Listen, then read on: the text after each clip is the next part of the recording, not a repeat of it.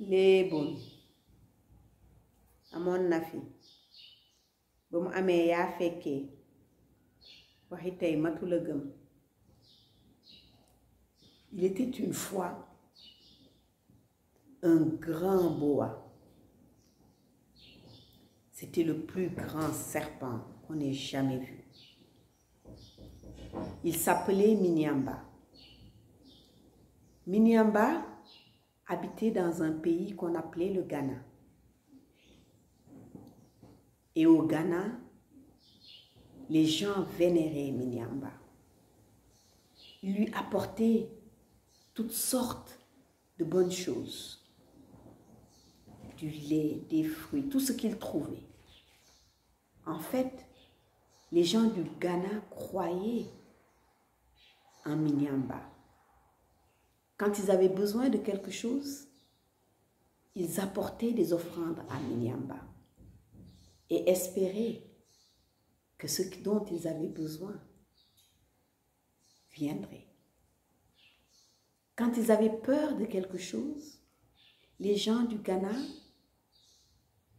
amenaient des offrandes à Minyamba et ils espéraient que ce dont ils avaient peur s'écarterait de leur chemin.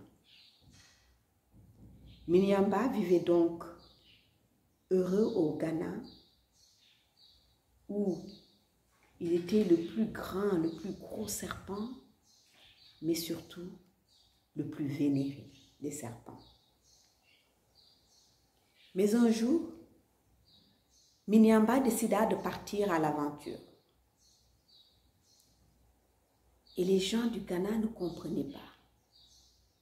Minyamba, pourquoi veux-tu partir? Pourquoi veux-tu nous quitter? Ne te donnons-nous pas tout ce dont tu as besoin? Est-ce que quelqu'un t'a fait du mal? Non, répondait Minyamba. J'ai toujours vécu ici au Ghana. J'ai toujours été protégée. Même les enfants qui naissent ici, on leur apprend qu'il faut me protéger. Je n'ai besoin de rien. Mais j'ai envie de voir autre chose. J'ai envie de vivre autre chose. J'ai envie de rencontrer d'autres gens. Je veux partir à l'aventure. Minyamba partit. Il fit un long voyage. Il arriva dans un autre pays où les gens parlaient une langue qu'il ne comprenait pas.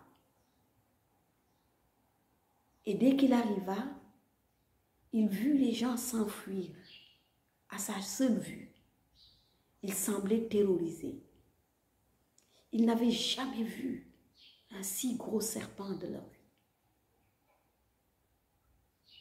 Lorsque Minyamba arrivait, il n'attendait même pas que Minyamba finisse de les saluer. Tout le monde fuyait. Minyamba dut se résoudre à continuer son voyage. Il ne pouvait rester dans un pays où les gens avaient peur de lui, où sa seule vue créait une telle terreur. Il continua son voyage. Il arriva dans un autre pays. Et là aussi, les gens, bien qu'il n'ait pas si peur de lui, le regardaient un peu de travers. Beaucoup de gens ne s'approchaient pas de lui. Il s'installa quelques jours, mais il entendit une conversation où des gens parlaient de lui. Et un d'entre eux disait, « Qu'est-ce qu'il est gros et dodu ce serpent? Il doit avoir la chair bien tendre. » Minyamba tressaillit de frayeur.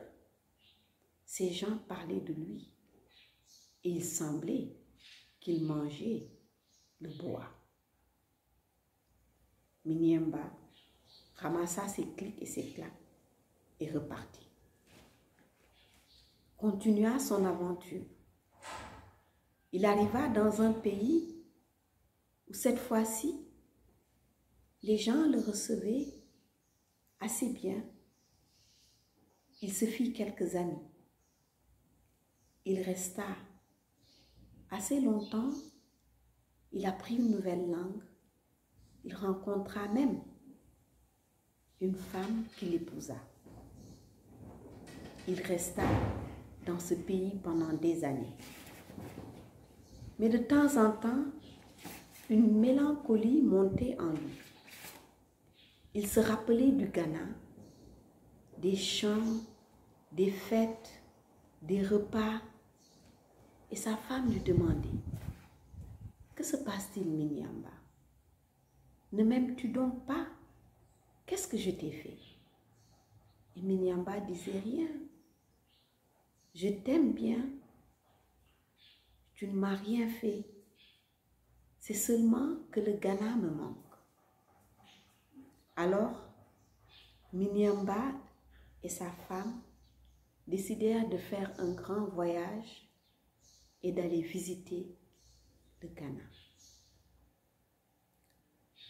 Quand ils arrivèrent au Ghana, ce fut une très grande fête que tout le monde organisa. Chacun prépara un plat qu'ils apportèrent. « Oh Minyamba, nous sommes si contents de te revoir. Parle-nous donc de tes aventures, de tous ces pays que tu as visités, de tous ces gens que tu as rencontrés. » Alors Minyamba leur dit, « En effet, j'ai beaucoup voyagé, beaucoup appris, beaucoup grandi. Vous savez, je suis partie dans des pays où les gens avaient peur de moi. Je suis allée dans des pays où les gens m'aimaient. Je suis partie dans des pays où les gens voulaient me manger. Et voilà. Mais partout où je suis allée, je ne suis jamais allée dans un pays où les gens me vénéraient comme au Ghana. Nous sommes si contents, Minyamba, de te revoir. » Et les gens revenaient tous les jours pour écouter les histoires de Minyamba et lui apporter beaucoup de choses. Mais Minyamba avait changé.